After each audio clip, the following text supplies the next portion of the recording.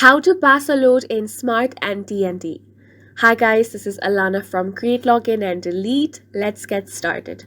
So the first step is to open messages on your device, and now you want to compose a new message. So here you want to send the message to 808. So make sure that in the recipient you have written 808. Once you have done that, on the message itself, make sure to type pass a load all in capital, then space. Then you want to enter the 11-digit mobile number of the recipient, then space, and now you want to enter the amount. So let's say 20 here.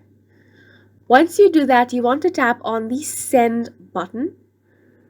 So here it says that the message is going to cost charges. So you want to tap on send here anyway. And once you do that, you will get the message in return that is going to confirm this payment.